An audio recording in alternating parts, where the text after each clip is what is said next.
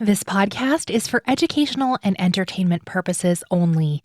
Nothing stated on it, either by its hosts or any guests, is to be construed as psychological, medical, or legal advice.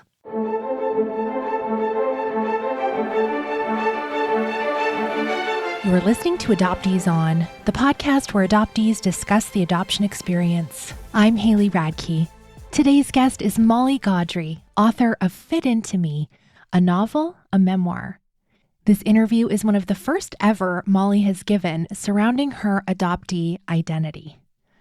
Relatable to anyone who has contradictory or missing narratives in their origin stories, Molly shares the complexities of using literary defense mechanisms in her writing to push readers away from her personal truth. We also talk about her brain injury and recovery, how that physical vulnerability and even intimacy sometimes felt safer to share about than her adoption experience. Before we get started, I want to personally invite you to join our Patreon adoptee community over on adopteeson.com/community, which helps support you and the show to support more adoptees around the world. We wrap up with some recommended resources for you, and as always, links to everything we'll be talking about today are on the website adopteeson.com. Let's listen in. I'm so pleased to welcome to Adoptees On, Molly Gaudry. Hello, Molly. Hi, Haley. You're here. I'm so pumped. I've read your work for a long time, and so I'd love it if you would start by sharing some of your story with us. I was born in Korea in 1981, and there are differing reports on what happened that led to my being adopted and ending up in Ohio in 1983, which is where I grew up. I think that what I've been thinking about lately and trying to process in various, writing projects is how long it's taken me to even begin to want to think about any of that. And I have a lot of difficulty articulating or even knowing on any given day what I do or don't want to talk about with regard to my adoption. And, I'm a very sort of slow thinker. I'm better on paper. And at this point, I think what I'm doing is I'm just really trying to navigate where is that resistance coming from and why now? Why now am I beginning to question that, think through that, and even wonder? So it's tricky, right? I mean, it was even a little bit of a push and pull deciding to be here today. I don't know what to say often. And I guess that is the answer. The answer is I don't know what to say. I don't know how to say it. I don't know if tomorrow I'm going to feel differently about that. So that's where I'm at. That's the place where I am. And that's like the story. The story is not the story. The story is I don't know what the story is. Thank you for being so candid. I think a lot of adoptees will relate to that. And whether it's access to stories, people asking intrusive questions, which, I mean, it's a podcast. I do that on here. But just in real life, when people find out we're adopted and they start, I'm sure you've heard, where are you from? No, where are you really from? Those kinds of things, especially with our adoptee friends who are racialized. Anyway, I think it's really helpful to say that you're like, I don't even know. and in that, I was wondering about this because you're private mostly as a researcher. I'm trying to look for interviews you've done and things. I found lots of writings, some readings you've done, and not your personal story really, but you share very openly and deeply in this new book, Fit Into Me, about your brain injury and about even hiding it from your academic professional life because of the consequences. And so I found that interesting, and I was thinking about that with regards to like backing off from adoption stuff, but why now? Why can you talk about the brain injury and your recovery and all of that? Do you have thoughts about that? This is actually a really good question and really interesting pairing. I think one thing, I mean, you're absolutely right. I've guarded my private and personal life intensely while also doing my best for the last 2 decades to try and be a writer in the public sphere. Luckily, I think as a slightly more academic writer, not necessarily scholarly, but just a little more like heady and cerebral, less commercial, more experimental. There's a smaller audience for that. So I haven't had to really push, into social media or anything like that. But to whatever extent over the years it has come up, I've fiercely had boundaries in place for private versus public. And I think the thing about the brain injury is that it was, for me anyway, it was always so public facing. I was in school, I was getting my MFA. And of all places, the weirdest thing about my brain injury is that I hit my head in fall, but it wasn't until spring that my system got so overloaded that it just kind of broke. And that happened at AWP in front of everybody. I was at a table in the book fair. This is like a big writing conference. Yeah, huge conference. I don't even know what the attendance numbers are these days, but back then I think it was anywhere between, 10,000 to 15,000 writers descending on a city.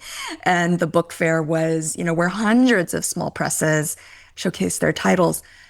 And I was working at one of these tables. And so there were just thousands of people moving in such a huge space with the lights, the sounds, the smells, and visually tracking any movement and looking close. Like, for example, if somebody had come to the table, they would have been in close proximity to me. And so I might have been showing them some books or just looking at them.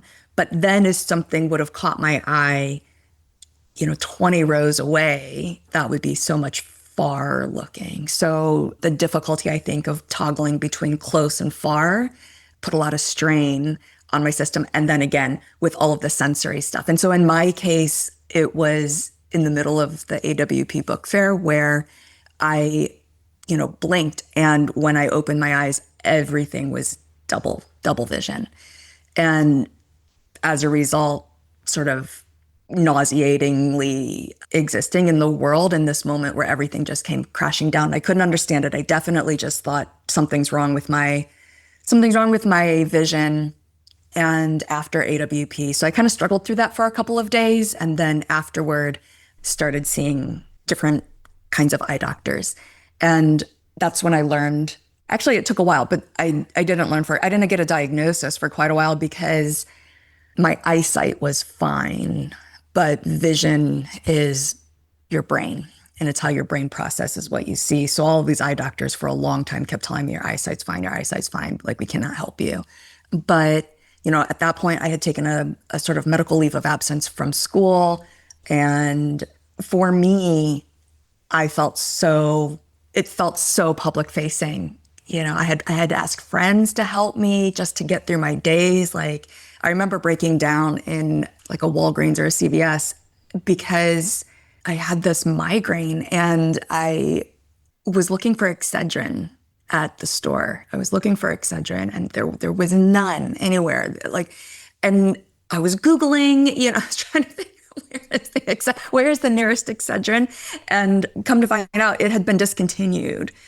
And I just fell apart completely. I had a total panic attack in the middle of Walgreens and I had to call a friend. My car was in the parking lot. I had to call a friend who had to call a friend to come get me up off the floor at Walgreens.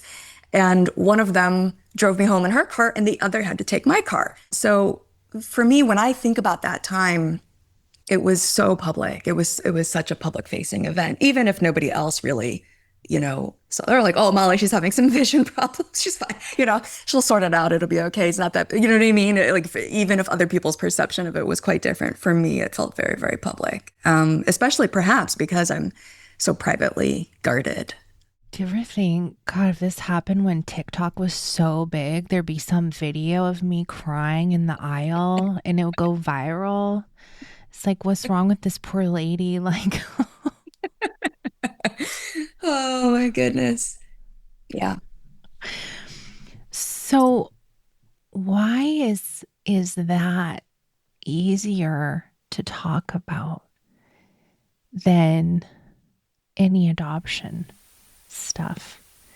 And it's a betrayal of your own body, which is the thing you're supposed to trust the most if you're in a healthy relationship with it. I suppose there's a part of me that thinks like a physical weakness for me anyway, a physical weakness is something I have no shame about. It's to some extent something that I don't know. That's such a good question. It's like, it is what it is, and here it is. It's very, it's visible, even though brain injury, right? It often isn't, but it felt so visible. It felt so visible to me. Whereas, my adoption story, first of all, I don't even know what the story is. There's so many different versions of the story coming from the story that I grew up with. And I talk about this a little bit in the book, but I grew up having a relationship with my biological grandmother. We sent letters, we sent gifts, we sent, little voice recordings back and forth. So there was a story that I grew up with, and then that changed, that shifted just radically when I was 18 and went back to Korea. So at that time, different translators had different answers for me, asking the exact same people the exact same questions. So at this point, there are, at least 4 different narratives of how it came to be that I was placed for adoption. So that's confusing, I suppose, and I keep that. It's something I just puzzle over. But yeah, I think adoption, wherever it might weaken me, it's probably emotionally. And so that needs to be private. A brain injury with visual complications, sensory complications, is not something that I can hide particularly well. And so even then, it took a while to put on the page.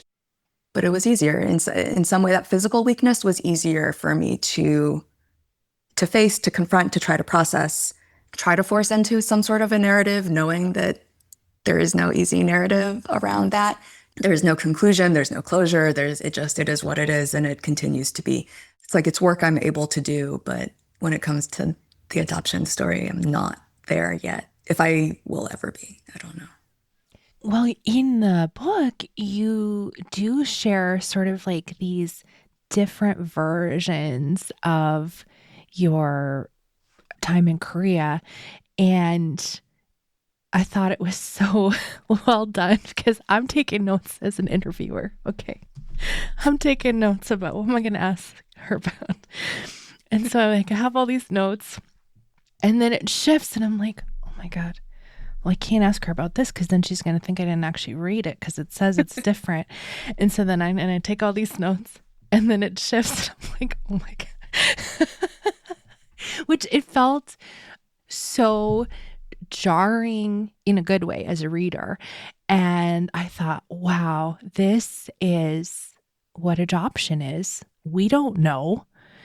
You don't know. You said you have 4 different narratives. Like, this is what it's like. I love that you did that. It's what it's like if you even have access to somebody who can provide those answers. In my case, there are people who can provide the answers and they do so in very confusing and complicated ways. But I think also how I actually think how much more confusing is it when there are no answers. It's something I think about a lot. You know, the phrase the ghost kingdom and all of these fictions we create for ourselves, especially as children who maybe I was in a fully closed adoption. And so I had, some ideas, but not really. And you were in an open adoption, meaning open and closed adoption. Closed adoption, neither party knows identities of the other. Open, the other parties, they at least know some sort of identity, whether or not there's communication. There was in your case. But that's such a good point that for those who have no info, you can create world upon world upon world in your imaginings. Yeah. You wrote in Your Name is Rose, adopted children are self-invented. Oh, that's so interesting. I'm actually trying to think back to that piece. That comes from Gertrude Stein. She has a children's book. I think it's called Your Name is Rose. The World is Round. It's like pink and blue. In my memory, this book it's really fun, and it's illustrated. It's sort of perfectly Gertrude Steinian, and yet somehow it's like she's brought it down a level for children. So the sound play is there, repetition is there, all the sort of markers of like picture books, children books, chapter books. They're there, but it's just very Steinian. And so one of those repeating lines throughout that book is the little girl Rose, and your name is Rose, and like, what is a rose, and if this is a rose, then what am I, right? So that book is doing like that kind of work. Adopted children are self-invented. If I had to, you really did your research. The piece was way back. I'm certain that the piece had some collaging element, which does carry through too in this book as well. And in that piece, that little girl is trying to figure out who is she and what is a story and how do you put it together, and really just trying to unpack language. I'll read just a couple of sentences around it. Rose was your name, and would you have been Rose? Namely, the autobiographical mode of writing. Adopted children are self-invented. If your name had not been Rose, because you have to be. Fiction was, as fiction still is. There is an absence. I think that those are collaged lines. I think not one of those words is mine. Talk about that, because you in the book you talk about this process you have and collecting words and pulling them out of a Ziploc bag, and you have quotations from all these different pieces, and they're footnoted, so you don't exactly know what's the quote and what's not. And I'm talking about your new book now, not this piece. I actually really love that you uncovered that piece. I'm betting that I wrote that in a conceptual literature course. It was probably an assignment, and it could have been a collage assignment or mashup or something. I wish in this moment I could identify where each of those lines is from. I really do. I really do. As soon as we get off this call, Molly's like going to her old file folders and pulling all these things apart. Yeah, but it's so interesting. What's so interesting to be reminded of that piece is that while the new book, which began during that period, I began writing this book back then, not 100% of it is not quotation, whereas I'm certain that with the Rose piece, I'm certain 100% of it is quoted text. But in this book, there's a deliberate move to indicate what, in any given sentence, to indicate what language is mine and what language is quote. Initially, this actually took years to figure out. And we actually spent a fairly decent amount of time in my dissertation defense thinking through this, initially I italicized. I didn't put quotation marks around, but I italicized the quoted text and then footnoted so the citation on the page. So you definitely knew where my part of the sentence ended and where the quotation began. And I think that might have been the version that I submitted for my dissertation. And I think we talked about that. Why not why not quotation marks like standard? Why italics? And somewhere along the way, I made the decision to remove those italics, to not put quotation marks, and to make the language more seamless. But it was very, very important to keep the citations on the page as opposed to, so footnotes as opposed to endnotes, because it's so funny. There was a point to which I was willing to go. And then beyond that, I was like, no, the citation needs to be there. People need to know that this is quoted text, cited text. But I think, coming back to the Rose piece, coming back to private and public, it's so interesting to think that when I might have first begun writing about adoption, I could not do it with my own language. I could only do it by collaging other people's language about adoption. My intrusive question that I'm going to say out loud is why? Oh.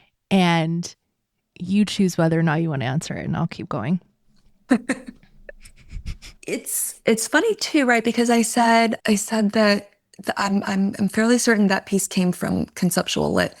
And so conceptual lit, from week to week, there were different concepts, that we were playing with. So certainly collage would have, only been a week, I think. But I remember that class, and I remember working on different pieces from week to week, and in memory, all of its quotation. I even remember there was a YouTube video that I transcribed. Oh my God, I really wish I could remember. And it was like, how to know you're a whitewashed Asian. And it was like 10 different things, maybe any number of different things. And I quoted all of them. That was one piece. It was entirely just this list essay where the number followed by the text, that was the quoted component. And then I sort of responded with other people's language. But I definitely remember the reason why I was so obsessed with that particular video is because one of the items on the list was, but if you're adopted, you get a pass. It's how to know you're a whitewashed Asian. It was like, but if you're Asian and adopted, no worries. You're off the hook. And so for some reason, that's what made me put that list in there. Another piece for that little collection was, I was in a Facebook group for adoptees, and maybe something popped up in there about maybe somebody asked a question and it resulted in a lot of different answers. But it was like, what are the questions that you're most sick of hearing, or what is it that you just wish people would stop asking? And it was just, and it wasn't just transnational adoptees. It was the typical ones, right? You should be grateful because otherwise you would have died in that dumpster. And yeah, I think that every single piece that I wrote was language from other sources. And so why would I have done that? First of all, I would have had the excuse because it's conceptual lit. I would have had this built-in sort of access point. You got to do something for this class. Really interesting. It's really interesting that a conceptual literature course might have opened the door to me finding my way toward this book, which now actually changes the narrative of the book because that's not part of the origin story that's written in this book about this book. So there it is. Again, the narrative has just shifted. But why would I have just, again, it's me processing pieces. I mean, you and I were talking about this before. There's something really restorative about taking things that are broken, things that are in pieces, and putting them back together. And so it feels like the collaging impulse that I had that semester of gathering all of this language about adoption from adoptees, from things like that YouTube video, commenting on, taking the liberty to comment on adoptee experience, right? That all of that needed to be together. I needed to be able to see all of that in a package, several short pieces written. And that maybe by the end of that class, I was able to begin to think my way through that. And then even then, I did not go on to write, my adoption memoir. It's not like here's the puzzle, you put it together, and now you're ready to go tell your very commercial, memoir version of this. That was not me. I did not do that. So it helped, I guess, but maybe only to a point. It's really interesting. I'm definitely, you maybe nailed it. I'm definitely, as soon as we hang up here, I'm going to go search my files. I knew it. Okay. At a reading I watched you do on YouTube, and then there was a little discussion after. You said you use a, quote, literary defense mechanism.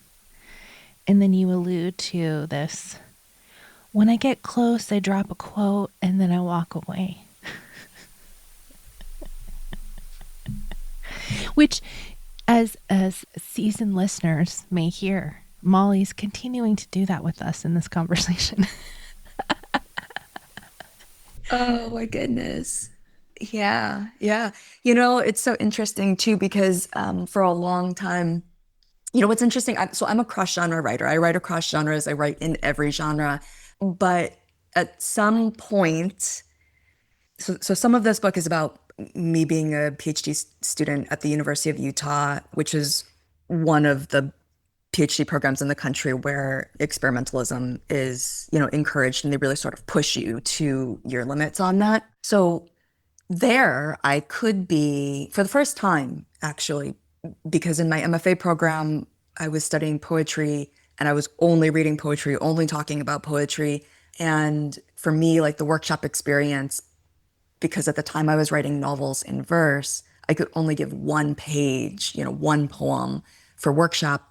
But essentially it was like the first paragraph of a chapter, or a section, like a part of a novel. So it was very compressing to be in a poetry program. I was grateful for it. I was really, really grateful for it. I loved my experience there, and I love studying poetry. It very much contributed to the writer I am today. But going to Utah was sort of a dream, because I could be me, I could be cross genre, and there were faculty and fellow students who were on board for that and challenge, up for the challenge of reading in that way. So at a certain point toward the end of my PhD experience, and as I began to face the academic job market, nobody's asking for full-time employment. Nobody is asking for a verse novelist. Nobody is asking for an experimentalist, right? They want a fiction writer, they want a nonfiction writer, or a poet who might be able to work in a second genre or multi-genre. But at some point, I had to pick a lane. And I turned away from fiction. I had been a fiction writer for a very long time, but I turned away from fiction and I leaned into nonfiction.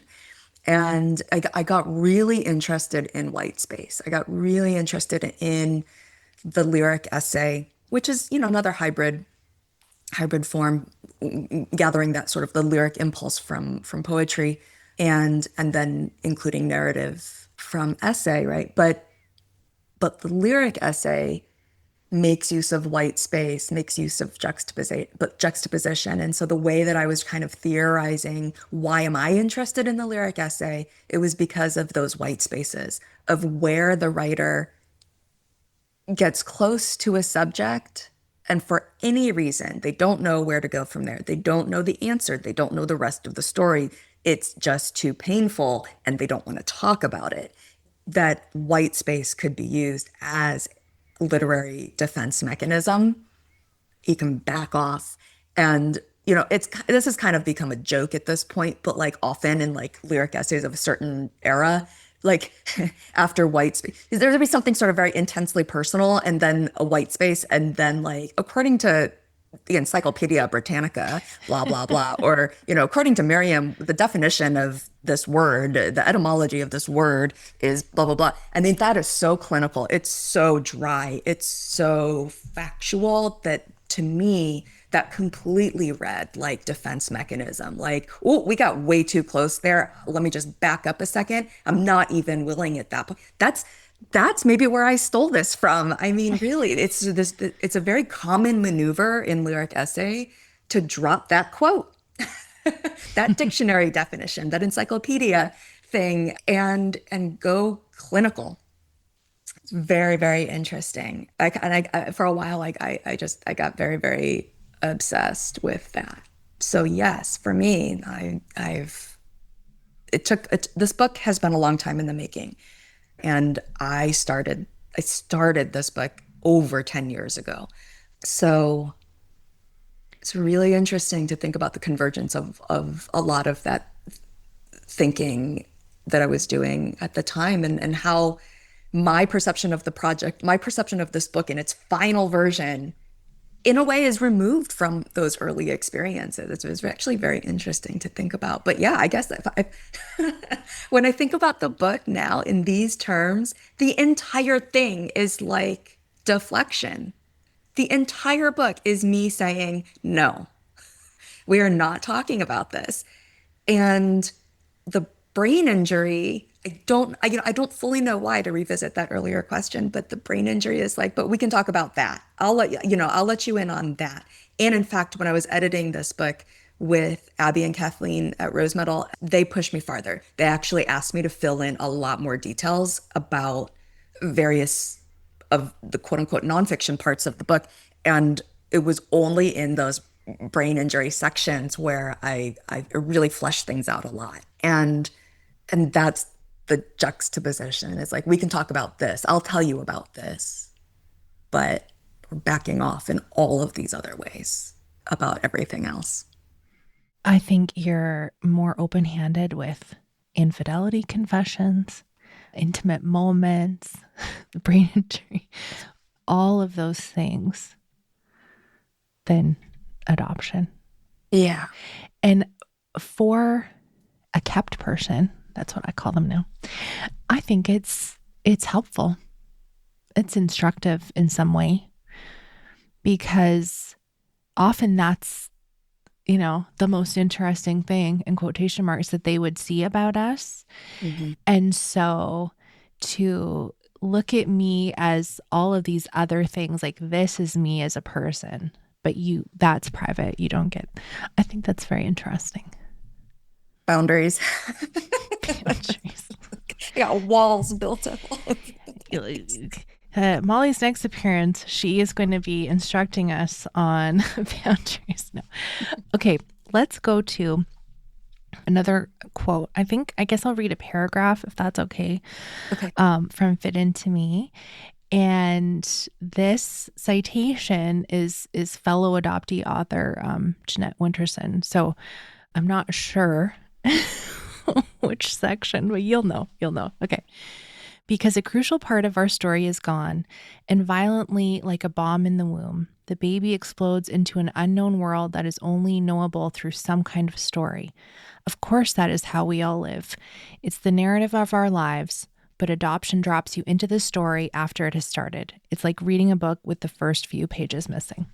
I love that. I'm like a little right now, what is it right now? It's October and the squirrels are running around like gathering their nuts and burying their nuts. Like that's me with quotations. Like every time I read something, I'm like, whoop, gonna grab that and bury that one where I need it later. So that quotation, I remember reading that. It's so interesting because Jeanette Winterson to this day is one of the few adoptee writers that I can fully read. I can, there's never been any resistance. I have never resisted opening either of her two, like, quote unquote memoirs. And it's interesting. I think we'll probably talk about this a little bit more later, but she's super hedgy too. That the first one, Oranges Are Not the Only Fruit. She also convinces the reader that here's the story, here is my story, and then just as easily, just as quickly says, but it's not, right? And I'm not going to tell you where it is or isn't. And so then, you know, what, a couple decades later, her other memoir came out, Why Be Happy When You Could Be Normal? And that one's presents anyway, it presents as much more straightforward. And she does share parts of her adoption story and finding people from her biological family. And she revisits oranges and continues to play the game. She continues to say, but I'm not going to tell you what is or isn't true, what really did or didn't happen. Is this your trajectory? Is this what is that going to happen in the next book? Goodness. Which is already written. So I know you could answer this potentially. Yeah, I have a novel on submission now. It's called The Time Loop, a speculative memoir, a novel. It's fiction. It's a novel, but it presents as a speculative memoir. And that question for the narrator is, what if I got stuck in a time loop and wrote that as a metaphor? What if I wrote about that? What if I speculated on that experience and made it a metaphor for being stuck in grief and not being able to move forward? She is an adoptee, but she doesn't shy away from it in the way that I do. I don't know, like in this moment, I don't know to what extent it is or isn't part of her identity, her own, conception of herself. But, and the way that I wrote it was her aunt is the one that raises her. So, and also the aunt is adopted. So I have an adoptee who was raised by an adoptee. And we haven't mentioned that yet. That's the story of that book. But your dad was also adopted. Yeah, my dad was adopted. Mine's, international adoption. His is domestic. Mm-hmm. So for me, I guess this is part of Time Loop. This is part of her story too. There has always been a resistance on my part. Even now, I feel like I shouldn't really be taking up space in discussions, adoption communities, adoptee communities, because I grew up with a parent who understood so much about what it felt like to be adopted. And because of that, it felt like there was so much connection for me and my dad growing up. He even had dark hair. He's Caucasian, but he had jet black hair. And I have black hair. And in every way, I could feel like I belonged to him. So that feels like something that for years, I have felt like other adoptees don't have that. And so it's a huge contributing factor to me not confronting, writing about, thinking about entering into adoption spaces. But yeah, clearly I'm working through that. I'm really trying to puzzle through that because now that's in 2 books. I love how your writerly brain is taking you to all these places that maybe your, emotional side, if we're going to split your brain into pieces, is like, yeah, we're not actually going there. That's funny. Your writerly instinct is tricking you into processing all these things. That is so. I think that's right for sure. Yeah, it's funny. I think that's funny. I'm on the side of processing, so that's fine. Okay. If you're okay to go to the personal, just briefly, before we do recommended resources, you shared earlier that you went to Korea when you were 18, and you share about that more in the book in sort of this in and out kind of way. But can you share with me and our listeners just a little bit more behind the curtain and your thoughts on that? Because I think part of that will be extremely relatable to many. Yeah. So the sort of the origin of that, which is interesting, is not in the book. There's not even a little bit of this in the book. But when I was a kid, I went to one of those summer camps for Korean adoptees. And I know that a lot, I like personally know a lot of other adoptees that did not enjoy that experience, but I did. And so I went, I mean, from the time I was like a little kid, like 6, maybe 7, when I turned 13, I became a junior counselor. And then for high school, I left home. And so I even came back in the summers to continue to be involved with that camp. And that camp was in the Midwest. It was like a tri-state, Michigan, Indiana, and Ohio. One of the counselors, when I was in high school, one of the counselors was from LA. So I think actually maybe several of them were from LA, but one of them particularly was from LA. And the summer before I left for college, she reached out and she said, a spot has opened up on a Korean homeland tour for adoptees. If you will let the LA Times, my friend at the LA Times, cover your story, you can have that spot. But do you have a visa? You're going to need a visa. And I didn't. And somehow the Korean consulate in Chicago, where other counselors were from, I mean, somehow that got fast tracked and I was able to go on this trip. So I did. I was, as an adult, my first time going back to Korea was on this tour for adoptees. And it kind of had that Korean culture camp vibe because it was, all of us were adopted. And I just remember like one of the most fascinating things about that tour, one of the most interesting things about that tour is my flight left from LAX. And what is it, like a 14-hour flight? It's a really long flight. And there were all these Korean people around me, speaking not English. And I 100% just figured, oh, they're speaking Korean. And then we get off the plane and there's somebody there with like a big, welcome homeland tour, sign, like come here. And all of these people from my flight are coming with me. And as we start to gather, I realized that like, oh my God, they're speaking German. That's French.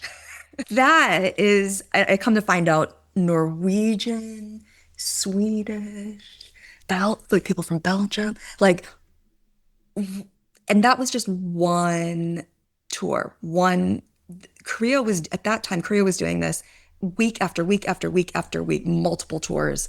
And mine was just one. There were, I think, 100 of us, 50 from the States and 50 from the rest of the world. And at the end of that tour, more people that I knew from culture camp, from some just other places in my life, led to me being able to set up the option to stay longer and reunite with my grandmother and my aunt, both of whom I had met before when my mom and I went back when I was still a kid, like 6 or 7 years old or something.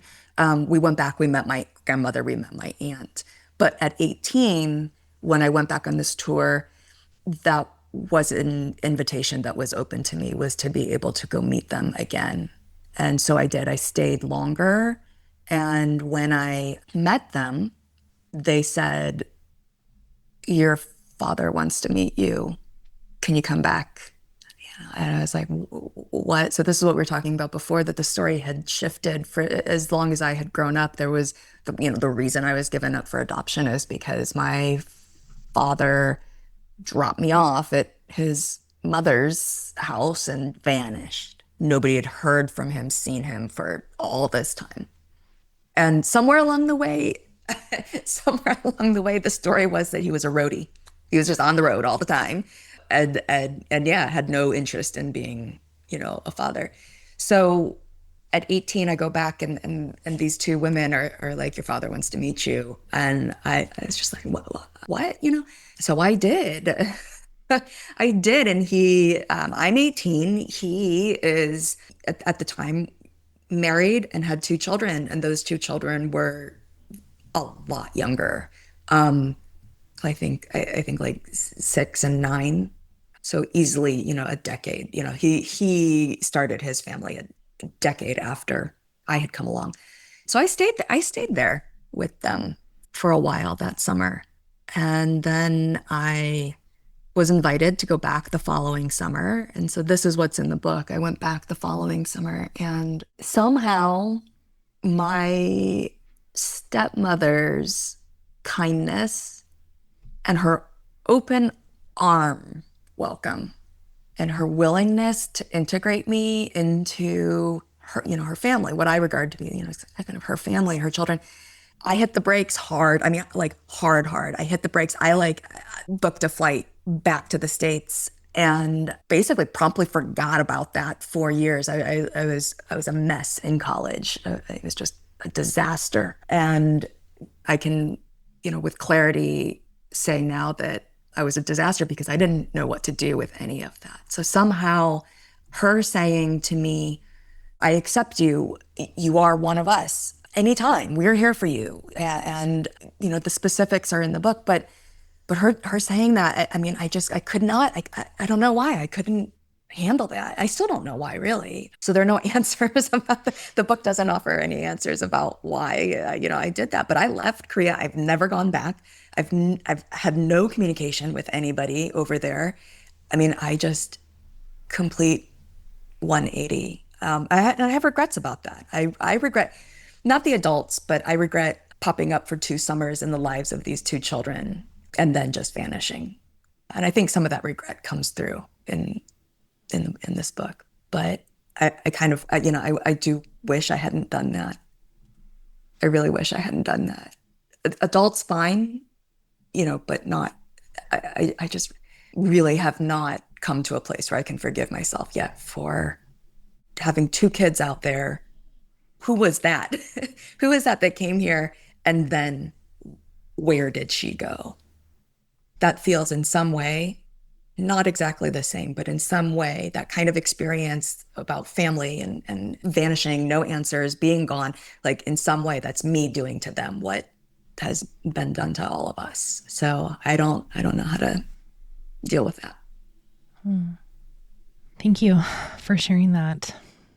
My little 2 cents is, so the price you had to pay to go possibly get more answers was publicity, LA Times coverage? Yeah, I don't even remember though what happened with that. That was the deal, but in my memory, I don't know if we ever did that story or if I might have answered the questions, but there is no story. There's no story. Yeah, probably I was a mess. I mean, probably. I don't know. There's no happy, sellable story here. There's no adoptee reunion porn that audience are going to bite on. It probably, yeah. Oh, well, good for you. Not giving them that. Okay, Molly, thank you so much for pulling the curtain back a little bit for us. And you mentioned earlier, when this releases, your book will be out into the world.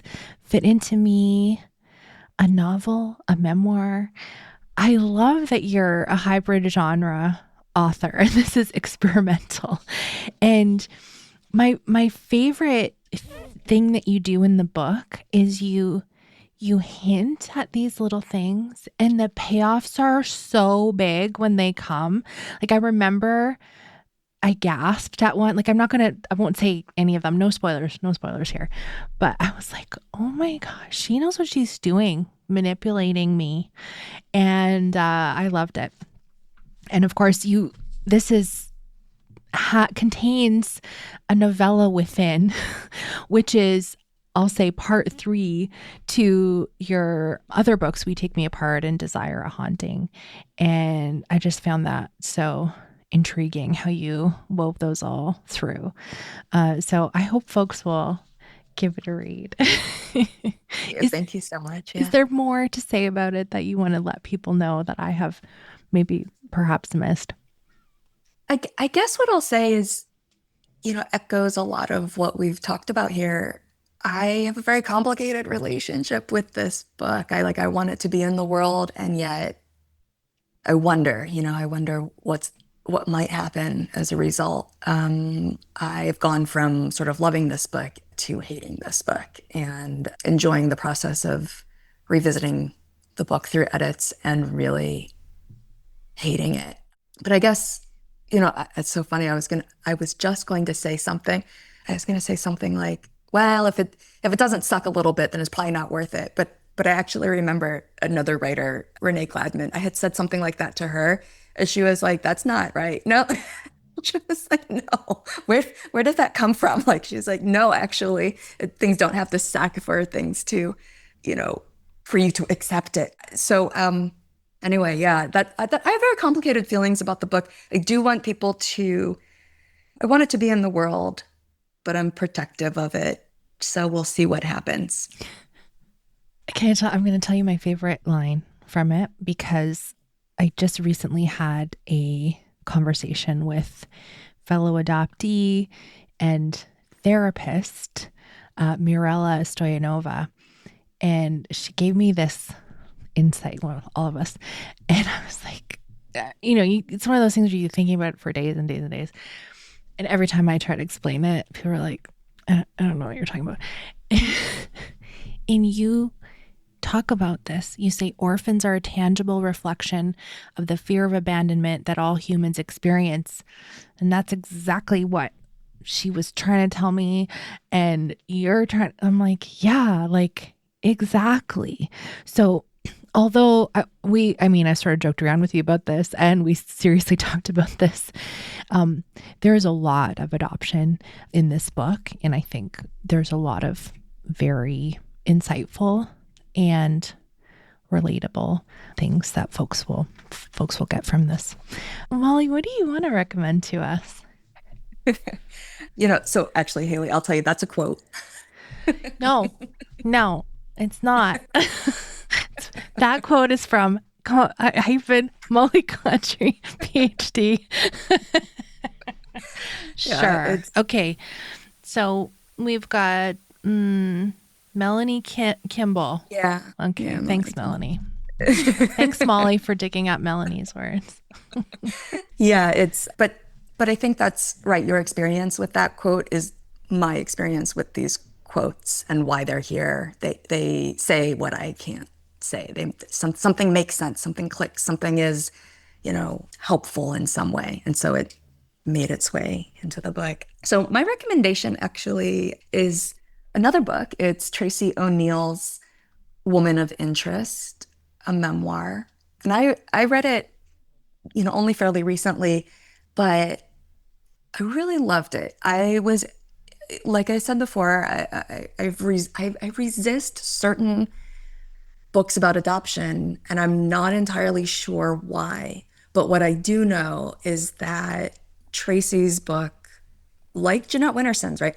Tracy's book presents not as this beginning, middle, end experience of adoption, for better or worse, right? But hers presents as a detective novel. She is searching for biological mother and hires an investigator even, or says she does.